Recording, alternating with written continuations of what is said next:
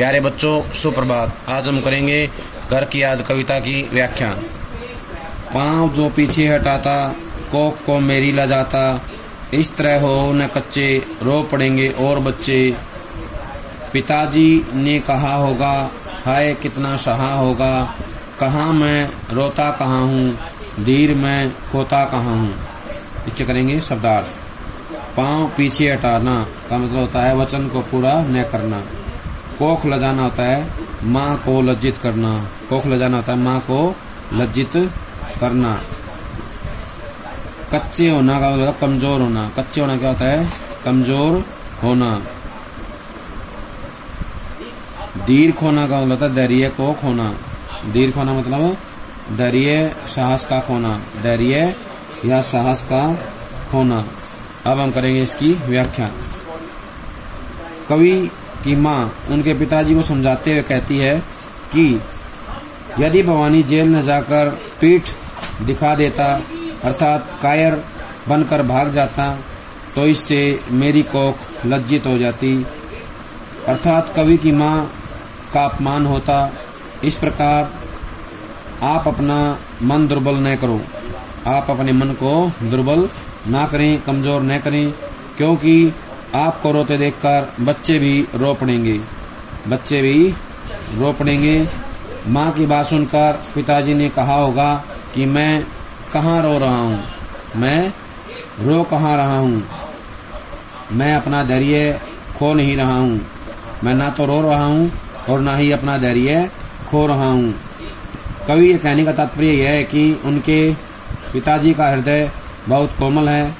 वे ऊपर से आंसू रोकने का प्रयास करते हैं, किंतु उनके हृदय में कवि के जेल जाने का अत्यधिक दुख है, जो बराबर आंसू बहने से प्रकट हो रहा है। कहने का आशय है कि उनके पिता के आंसुओं से कवि के जेल जाने का जो दुख है, कष्ट है, वो बह रहा है, पता लग रहा है। अब हम करेंगे प्रश्न। प्रश्न नंबर 1 है, कोख को लजाना।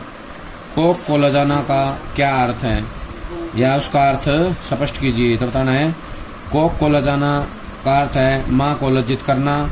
यहाँ यदि कवि भारत छोड़ो आंदोलन में निष्क्रिय रूप से भाग न लेता और घर में छुप कर बैठ जाता, तो इससे उसकी माँ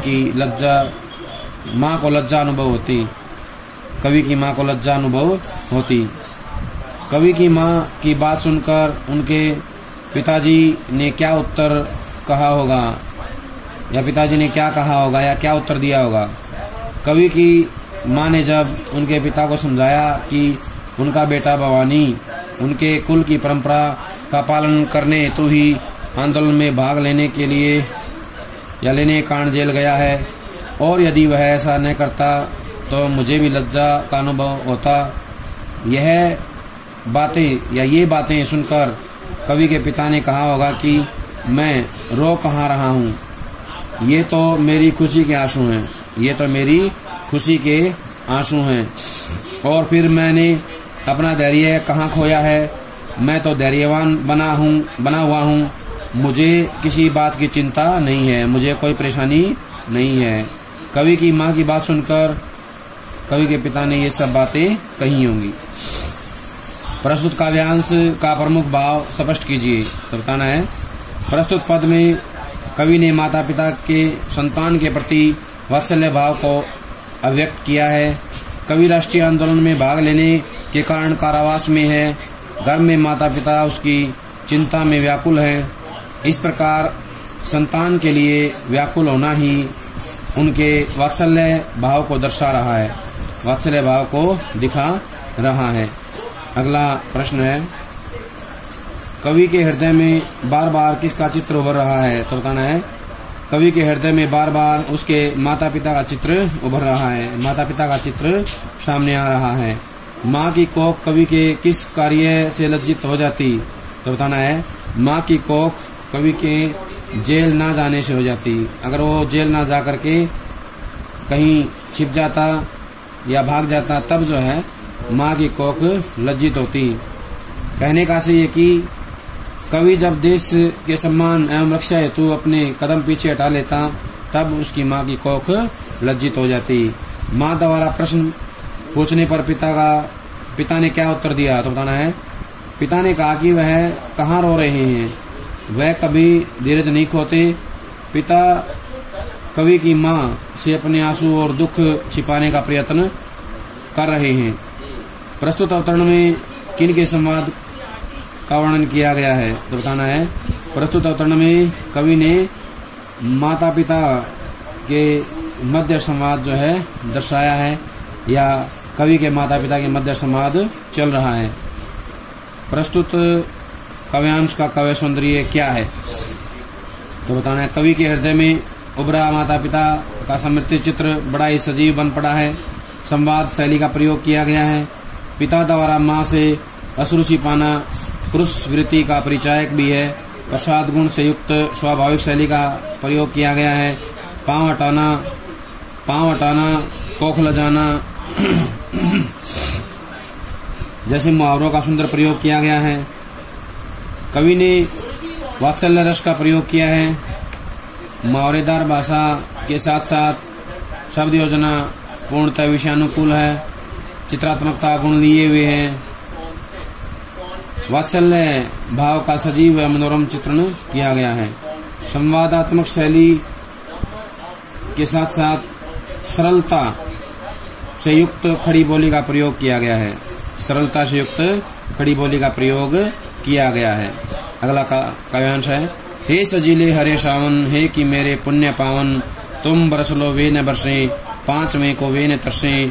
मैं मजे में हूँ सही है, घर नहीं हूँ बस यही है, किंतु यह बस बड़ा बस है, इसी बस से सब विरस है, इस बस से सभी विरस हैं। इसके सरदार देखें। सजीले होता है सजे हुए, सुंदर, सजे हुए या सुंदर। पावन होता है पवित्र, पावन होता है पवित्र। पुण्य होता है अच्छे कार्य, पुण्य होता है अच्छे। बरसना होता है बारिश का होना।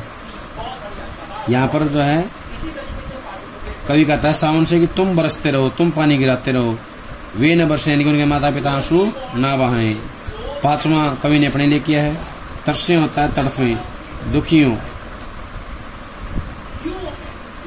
मजे में होता है मस्ती में, मौज में। बस मन होता है व्यवस्था, बस होता है विवश या मजबूर। अब इसकी व्याख्या देखें। कवि कहता है कि मेरे माता पिता आंसू ना बरसाएं, इसलिए हे सावन, हे सुंदर सावन, तुम बरसते रहो, तुम जो है दिन रात वर्षा करते रहो। यहाँ पर कवि ने मानवीकरण किया है सावन का। क्या किया है कवि ने यहाँ पर सावन का मानवीकरण किया है। और सावन से कवि प्रार्थना करते हैं कि उसके घर में कुशलता का समाचार लेकर के जाएं। कुशलता का समाचार जो है सावन लेकर के जाएं, या उनके माता पिता को सावन क्या करे, कुशलता का समाचार दे। कवि कहता है सावन को कि हे सुंदर हरे भरे सावन, तुम तो मेरे पवित्र पुण्य कर्मों का परिणाम हो, या मेरे पुण्य पवित्र कर्मों के समान हो, पवित्र कर्मों के समान हो, कार्यों के समान हो। तुम खूब बरस लो, तुम खूब बारिश करते रहो, वर्षा करते रहो, लेकिन मेरे माता पिता न बरसे, यानी कि मेरे माता पिता की आंखों से आंसू न बहें। मेरे माता पिता मुझे याद करके ना रोएं, अपनी आंखों से आंसू ना बहाएं। तुम्हें देखकर वे अपने 5वें पुत्र के लिए आंसू न बहाएं, न बरसें। कवि पुनः सावन से कहता है कि तुम मेरे घर जाकर मेरे माता पिता से कहना कि मैं घर नहीं हूँ। मेरे माता पिता से कहना मैं घर नहीं हूँ, मैं जेल में हूँ। मेरे लिए यह बस बड़ी मजबूरी है। मेरे लिए ये जो बस है, छोटा सा बस है, ये बड़ी मजबूरी का विषय है, मजबूरी भरा हुआ है मेरे लिए। इसलिए यहाँ सब कुछ फीका फीका सा और आनंद रहित है। इसी बस से सब विरस है। विरस मन होता है फीका फीका, आनंद रहित हो जाना, रसहीन हो जाना। मैं केवल तुम्हारे पास घर में नहीं हूँ, बस यही मेरी मजबूरी है और इसी मजबूरी के कारण जो है सब कुछ जो है फीका फीका सा अर्थात आनंद रहित हो गया है, या सब कुछ आनंद रहित लगता है। कहने का आशय है कवि जो है आनंद का महसूस नहीं कर रहा है। वह जेल में है लेकिन अपने माता पिता के प्रति जो है दुखी है, थोड़ा सा चिंतित है और सावन से कहता है कि हे मेरे पुण्य कर्मों के परिणाम पवित्र सावन, तुम जो है बरसते रहो, खूब वर्षा करते रहो, लेकिन मेरे माता पिता कभी भी मेरे लिए ना दुखी हो और ना ही रोएं। अब इससे जुड़े हुए प्रश्न देखें। पहला प्रश्न है, कवि ने सावन को सजीले और पुण्य पावन क्यों कहा है? तो बताना है कवि ने सावन को सजीला इसलिए कहा है क्योंकि सावन में चारों ओर प्रकृति हरी भरी हो जाती है, सुगंधित हवाएं चलती हैं, आकाश में बादल छा जाते हैं, हर प्राणी के हृदय में उत्साह भर जाता है। सावन को अपने पवित्र पुण्यों के समान इसलिए कहा है कि पुण्य के कार्य करने से जीवन में सुख, संतोष और आनंद मिलता है। सावन सभी प्राणियों को सुख व आनंद प्रदान करने वाला है। सूखी धरती में प्राणों का संचार करने वाला भी क्या है? सावन है। अगला प्रश्न है, तुम बरस लो वे न बरसें, पंक्ति का आशय स्पष्ट कीजिए। तुम बरस लो वे न बरसें। कवि ने सावन से कहा है कि हे सावन, तुम चाहे जितनी वर्षा करना चाहते हो उतनी वर्षा करो, किंतु वे अर्थात मेरे माता पिता न बरसें, अर्थात मुझे याद करके न रोएं। कवि ने अपने माता पिता के कोमल भावुक स्वभाव का चित्रण किया है। कवि के लिए क्या और क्यों विरस है बताना है। कवि कारावास का जीवन व्यतीत कर रहा है। उसकी यह व्यवस्था है कि वह सावन के महीने में अपने घर नहीं आ सकता, अपने परिवार से मिलकर आनंद पूर्वक जीवन व्यतीत नहीं कर सकता। कवि की इस बस यानी कि व्यवस्था के कारण ही उसका जीवन रसहीन हो गया है, यानी कि फीका हो गया है, आनंदहीन हो गया है। वह जेल में बंदी होने के कारण और परिवार से दूर होने के कारण जो है निराश है, दुखी है। अगला प्रश्न है, कवि किसे संदेशवाहक के रूप में अपने घर भेजता है? तो बताना है कवि सावन को दूत बनाकर या संदेशवाहक बनाकर अपने घर भेजता है। किसको भेजता है? सावन को। सावन को जो है भेजता है दूत बनाकर। कवि कारावास में किसे संबोधित करता है? तो बताना है कवि कारावास में सावन को संबोधित करता है। किसको करता है? सावन को संबोधित करता है। कवि सावन से क्या चाहता है? तो बताना है कवि सावन से चाहता है कि उसके घर जाकर खूब बरसे।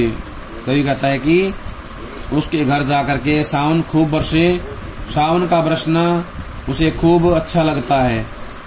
कवि सावन से अपने माता पिता के लिए क्या कहता है? तो बताना है कवि सावन से कहता है कि उसके माता पिता के नेत्र उसे याद करके न बरसें।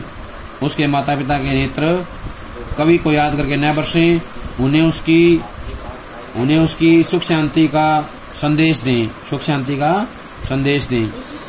कवि यही जो है अपने संदेश में कहना चाहता है सावन को। कवि ने पांचवें पुत्र या पांचवा पुत्र किसे कहा है? तो बताना है कवि ने पांचवा पुत्र स्वयं को कहा है। पांचवा पुत्र स्वयं को कहा है। अवतरण की अंतिम पंक्ति में कवि ने कौन से भाव व्यक्त किए हैं? तो बताना अंतिम पंक्ति में कवि ने अंतर्व्यथा को सामने रखा है या अपनी अंतर्व्यथा के भावों को सामने रखा है या सामने लेकर के वो आए हैं। मैं मजे में हूँ सही है, घर नहीं हूँ बस यही है। पंक्ति का आशय स्पष्ट कीजिए। पंक्ति का आशय स्पष्ट कीजिए। तो बताना है उक्त पंक्ति का आशय यह है कि मात्र एक ही कमी है कि कवि घर पर नहीं है, लेकिन यह बहुत आनंद में जीवन व्यतीत कर रहा है। लेकिन वह बहुत आनंद में जीवन व्यतीत कर रहा है। कवि सावन से घर जाकर क्या न कहने की बात करता है। कवि उसकी यातनाओं और शारीरिक कष्टों को उसके माता पिता को न बताने को कहता है। कवि सावन से उसकी यातनाओं और शारीरिक कष्टों को उसके सामने माता पिता को न बताने की कहता है, या न बताने के लिए कहता है। निहित सौंदर्य बताना है काव्यांश का।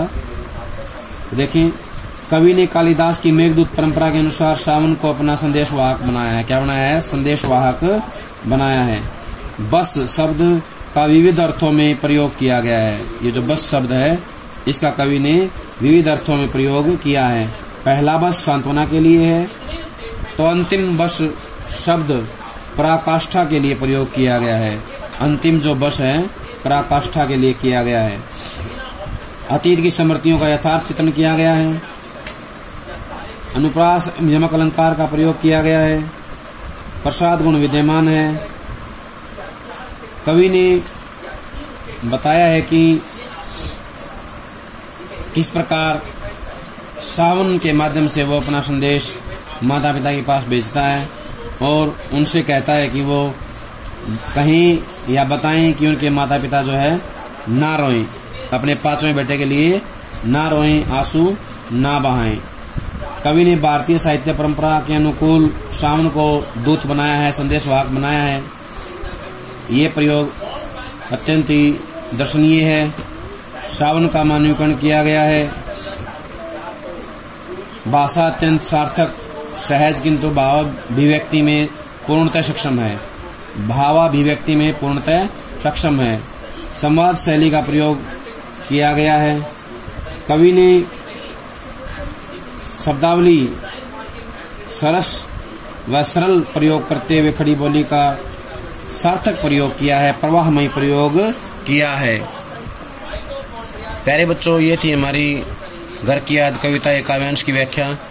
सभी इनको अच्छे से याद कर लें और अपनी कॉपी में लिख सकते हैं उसके। तो सभी का बहुत बहुत धन्यवाद।